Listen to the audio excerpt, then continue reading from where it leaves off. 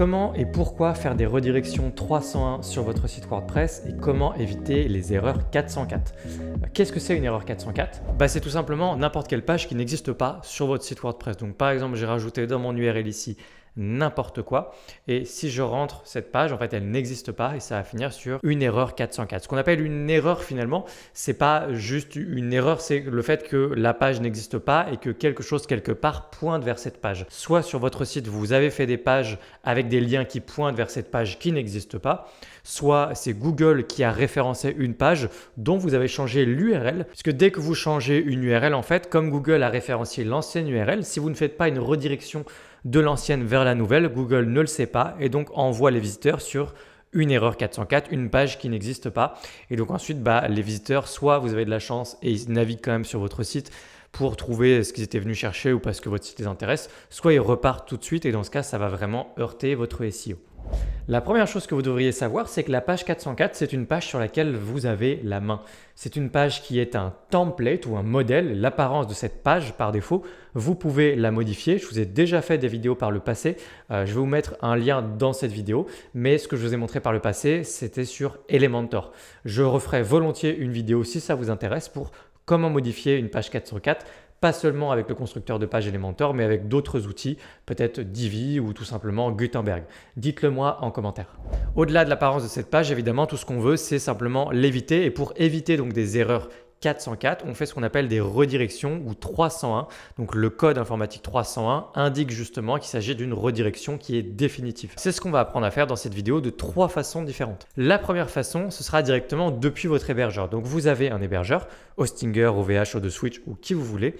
Il se trouve que dans Hostinger, donc c'est la première astuce que je vous montre, vous pouvez le faire directement dans leur hPanel, donc dans Hostinger, sans passer par une extension WordPress, sans installer quoi que ce soit, très simplement. Et si jamais vous avez juste 1, 2, 3, 4 redirections à faire par-ci par-là, je vous invite à ne pas installer d'extension WordPress et à utiliser directement la fonctionnalité dans Hostinger. Si jamais vous avez un autre hébergeur, n'hésitez pas à regarder si vous avez cette fonctionnalité. Ça s'appellera sans doute redirection 301 ou quelque chose comme ça. Donc le but du jeu, ça va être simplement de montrer quelle est l'ancienne URL, de lui montrer quelle est la nouvelle et de lui dire fais-moi une redirection de l'ancienne vers la nouvelle. Donc je suis sur le site WordPress qui m'intéresse. Et ici, on va récupérer l'URL justement qui s'appelle n'importe quoi. On va dire que cette URL existe ou est référencée sur Google ou peu importe. Et je vais aller du coup dans, encore faut-il que je sache où c'est. Donc c'est dans fichier ou site web ou peut-être nom de domaine. Voilà, c'est ça. Nom de domaine redirection. Et ici, regardez, on a la fonctionnalité pour faire une redirection. On a l'ancienne URL d'abord, puis la nouvelle. Donc si on le fait ensemble, je rentre l'ancienne juste ici et je retire tout ça, toc, / n'importe quoi. C'est bien en HTTPS que mon site fonctionne et est référencé, etc. WordPress / n'importe quoi. Ensuite, rediriger vers, hop. Et puis, on va dire que pour faire très, très simple, on veut simplement la rediriger vers la page d'accueil. Je vais vous dire quelles sont les bonnes pratiques à ce niveau-là. Mais juste avant, on fait un test. Donc, je clique sur créer. On a, a priori, ça ne fonctionne pas parce qu'il considère peut-être, voilà, il faut que j'enlève juste le HTTPS juste ici. Là, on peut cliquer sur créer et là, ça fonctionne. OK. Et donc maintenant, si je rappuie sur cette page-là, ça va automatiquement me rediriger vers ma page d'accueil. Félicitations, vous savez faire une redirection côté serveur, côté hébergeur. Si vous n'avez pas cette fonctionnalité auprès de votre hébergeur, vous pouvez le faire avec une extension WordPress. Une extension comme par exemple redirection. Redirection, c'est l'extension la plus connue. Vous voyez que c'est cette extension-là qui n'a toujours pas de logo des années plus tard. On clique sur installer et activer maintenant. Et puis, c'est exactement les mêmes règles. C'est la même chose. Vous montrez, vous lui dites quelle est l'ancienne URL, quelle est la nouvelle. Donc, on va aller directement dans outils, redirection. Vous allez avoir un petit assistant d'installation, donc je clique juste ici sur démarrer la configuration. Si vous cochez la première case, en fait, il va vous faire un petit warning à chaque fois que vous modifiez une URL pour vous rappeler que vous devriez faire une redirection.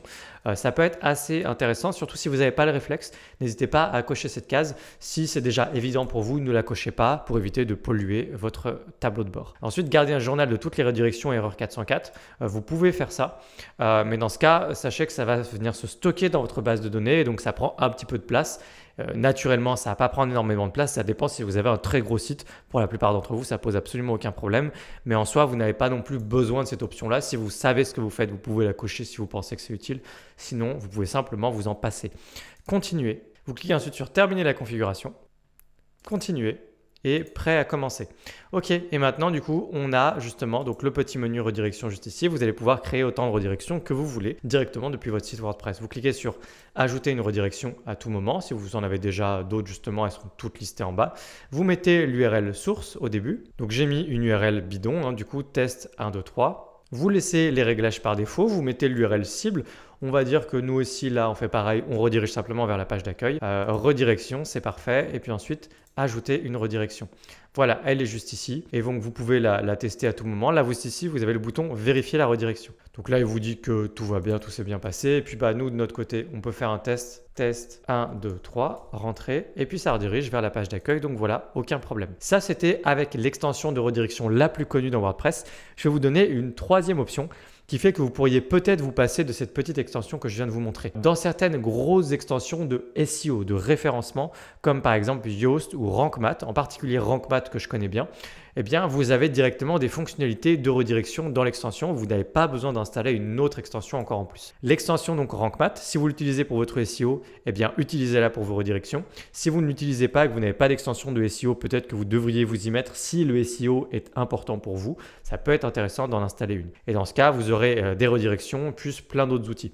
Et donc là, en fait, dans Rank Math SEO, regardez juste ici, j'ai un menu redirection. Et donc, on a sur ce vrai site, en l'occurrence, des tonnes de redirections qui ont été faites de, on voit les URL d'origine, à l'URL définitive, la nouvelle URL. On voit que ce sont des 301 et on voit même le nombre de vues, le nombre de personnes qui sont passées par ces URL du coup. Donc ça, vous cliquez sur ajouter, etc. Je ne vais pas vous le remontrer. Ça, c'est un module de l'extension Rank Math SEO et pour l'avoir, il faut aller dans votre tableau de bord de Rank Math SEO et vous assurer d'activer le module parce que l'extension est modulaire. Ça ajoute ou non les fonctionnalités dont vous avez besoin. Et juste ici, regardez, vous avez le module redirection.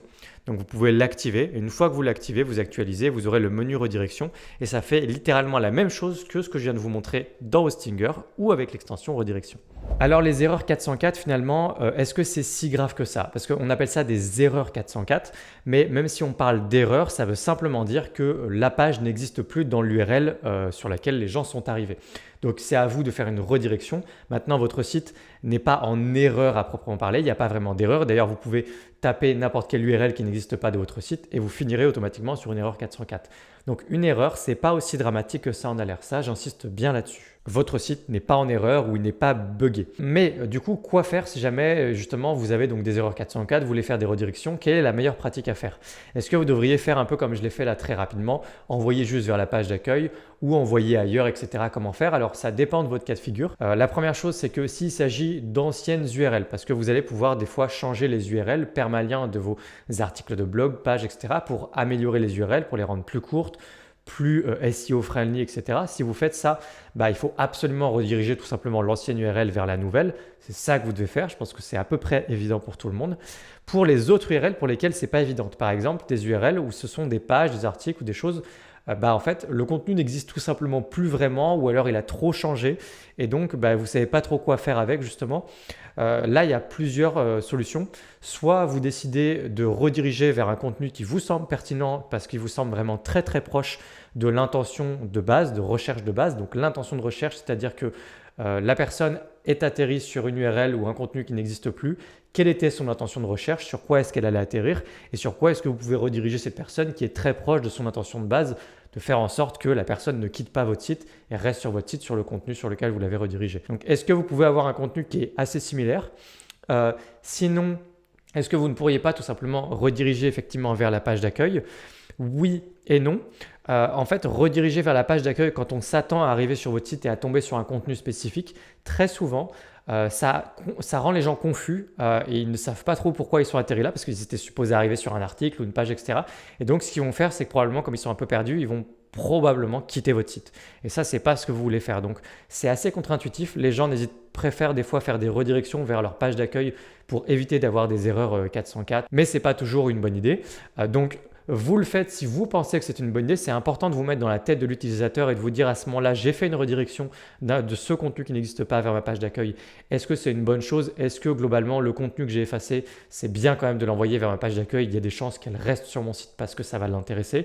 Ça, c'est à vous d'avoir cette réflexion-là, encore une fois, sur l'intention de recherche de votre visiteur. Et puis, l'autre chose, c'est que si jamais ce n'est pas une bonne idée, dans ce cas, laissez l'erreur 404.